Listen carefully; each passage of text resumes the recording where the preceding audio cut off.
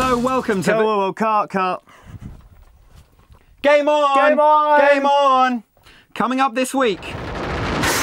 How low can you go? We review spooky puzzler Limbo. And buy in some cannoli and get ready to break some legs with Mafia 2. You are entering the Society of the Chosen. First though, what would you do if you came across an ancient Aztec tomb containing an ancient guardian and an evil demigod and an artifact of unspeakable, horrific, destructive power if it fell into the wrong hands? I'd leave it alone, obviously. That's clearly why they haven't made a game series about you. And you're not pretty enough. Luckily for me, you're a fast learner!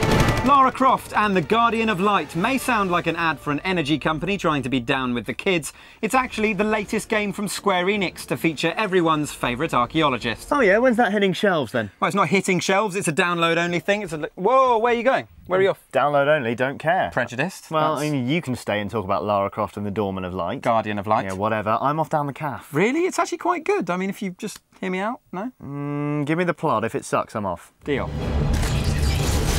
So basically, 2,000 years ago, a battle ensued between the Mayan warrior Totec, leader of the Army of Light, and Xolotl, who the Aztecs saw as the god of fire, lightning and bad luck. Xolotl sounds like a detergent. It's better than the god of bad luck, though, isn't it? Still, Totec managed to defeat Xolotl and banished him to the underworld. He then entombed himself in the Temple of Light with the Mirror of Smoke, guarding it in case anyone came snooping around uninvited and the mirror fell into the wrong hands. Fast forward 2 millennia and Lara Croft comes snooping around uninvited, at which point the mirror falls into the wrong hands. Bravo! The result is a third-person co-op romp through dense jungle environments as you and Totec work together to defeat Xolotl's forces of evil and recover the Mirror of Smoke. Sounds interesting, but I still think the title's rubbish. I mean, it doesn't even have Tomb Raider in it. Ah, but there's a reason for that. You have to be kidding me. After Tomb Raider Underworld, Square Enix and Crystal Dynamics saw it as the end of an era, wanting to push on into new territory. While we're certain to see another Tomb Raider title in the future, calm down fanboys, The Guardian of Light is essentially the launch of a new brand within the Lara Croft universe. But is it really any different to what we've seen before, or is it all just a load of smoke and mirrors? Yeah, smoke and mirrors, like it. Thanks. We got a sneaky hands-on with Guardian of Light recently, and what we've seen is very impressive. It really manages to strike out on its own from Lara's legacy, providing a lighter, more immediately accessible experience. As you can see, Guardian of Light is played out from a fixed camera perspective, as Lara and Totec run around solving puzzles and shooting 7 shades of soot out of their enemies. The 2 analog sticks basically control the 2 halves of the characters' bodies. Left stick is legs, right stick is arms. It's a bit disorientating for the first few minutes with the fixed camera, but after a while you barely notice. The most immediate comparison to the Guardian of Light is, surprisingly, Mortal Kombat Shaolin Monks, the one-off co-op game on PS2. I loved that game. Well, if you imagine that with a bit more puzzling involved, you're basically there. Now, doubtless many of you will have been frustrated by Tomb Raider games in the past, as some of the puzzles are simply impossible. Happily, Guardian of Light doesn't have to take itself too seriously, and so wisely chooses not to. The puzzles are tricky and certainly reward persistence, but none are unsolvable. Square Enix are also keen for you not to get bogged down, making many of the puzzles, such as this spiky fellow, non-critical.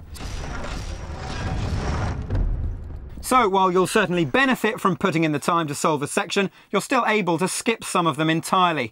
The result is a much more accessible, casual, gamer-friendly title, which gives you a surprising level of choice. However, that's not to say Guardian of Light isn't a fully fledged Lara Croft title. All the necessary staples are there, including the unlimited pistol ammo, Lara's unfeasible waist size, and the voice talent of the lovely Keeley Hawes. I think it's time we upgraded your equipment. There's also the small fact they're using a AAA engine for a downloadable game. Yeah, and wait, what? Yeah, the engine used for Tomb Raider Underworld is being put to use on Guardian of Light. That means some amazing real-time physics and lighting effects, far exceeding what you'd normally expect from an arcade title. That's got to have some impact on the file size. You're right. The download requires a whacking 7 gigs of hard drive space, but still big is beautiful, as has been proved time and time again by Lara's massive... she's got massive ammo capacity. Huge ammo capacity. Just can carry so many bullets.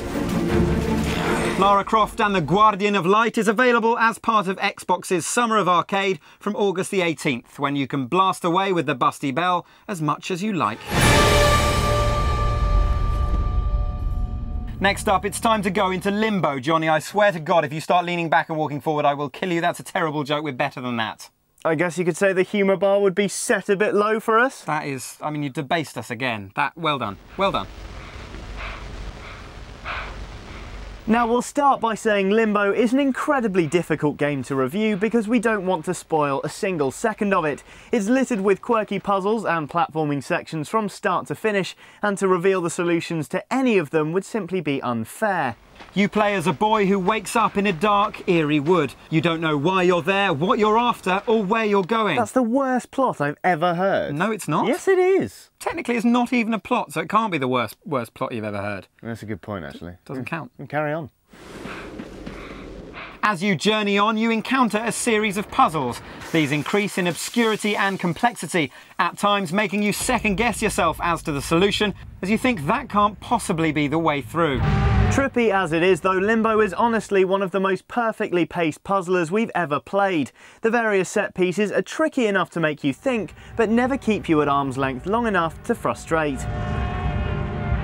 As a result, Limbo is a satisfying and utterly mesmerising experience. The use of visuals and audio is stunning, with the soft focus camera zooming in and out to reveal parts of a mystery world full of danger.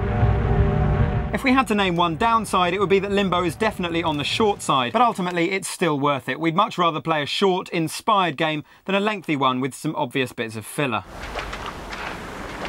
Portal was a similarly short but astounding experience, and Limbo looks set to gain the same cult following. If you download only one game this year, make sure it's Limbo. Johnny's always been very proud of his Italian heritage. That's true. How I long for the old country. Especially around the World Cup. In actuality, though, Johnny's about as Italian as Pizza Hut. Also true. However, for the next few minutes, I imagine he's going to become at least 70% more paisan. Who you calling paisan, Fugazi? Yeah, I told you. My name is Vito Scaletta. Mafia 2, an Italian-American sandbox adventure, was announced back in 2007 by 2K Games. Now, after an excruciatingly long wait... Hey, Rome wasn't built in a day, huh? Johnny, stop it. You're about 99% British. You've got a B in GCSE French. Just get on with the preview, man. Vito, my boys are home. Mafia 2 spans the 10-year stretch between 1945 and 55, putting you into a city based on New York and San Francisco, and quickly ushering you into the underground world of a crime lord. Promise that you won't get in any more trouble. Now, obviously, whenever anyone even mentions the Mafia, 1,000 associations immediately pop up in one rich, stereotypical tapestry. A stereopistry? No. If you don't like it, you can always go break your back working for peanuts down at the dock. Anyway, with such high atmospheric expectations and so many ideas already built up around the idea of the Mafia family, how did 2K manage to strike the right balance between authenticity and simply flogging a very dead and decapitated horse in a bed? Well, we are using as much as possible to achieve the right atmosphere. We have all means. For example, music, very important for getting the feel. We have authentic music from the period. We have like philharmonic music which is composed for the game. We have sound effects which are like nowadays as realistic as it can get. Just like this scene. Mafia 2 is the first outing for the franchise on current-gen consoles, as the first was released on the original Xbox and PlayStation 2. Still, even despite the greater capabilities of the PS3 and 360, Mafia 2 still has a lot to live up to. But if there's one thing 2K aren't doing, it's resting on their laurels. We've spent a lot of time recently making sure the game meets the quality criteria set by the first game. You know, Mafia 1's fondly remembered by gamers. When it was released, it was a really high quality game. So we've spent a lot of time bug fixing, balancing the game, making sure that the gameplay experience is like really well choreographed. And we've achieved that. We're pretty happy with the results. Don't kill me! To be fair, 2K have every right to be pleased with what they've done. We had some hands-on time with Mafia 2 earlier this month, and what we saw is really quite striking. The atmosphere is rich, staying comfortably away from gimmicky, but avoiding being so gritty as to detract from the 50s charm.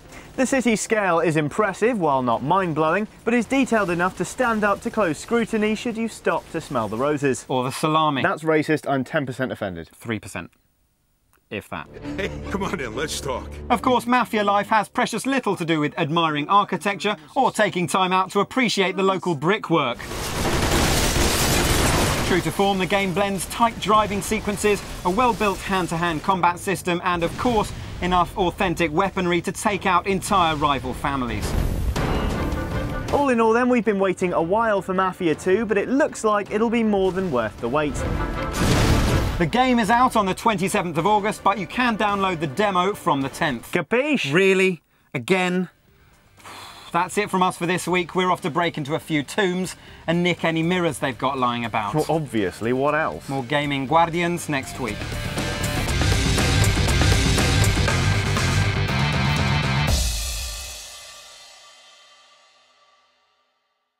Well, we're certain to see another Tomb Raider feature in the title. It really manages to strike out on its own from Lara's legacy. God.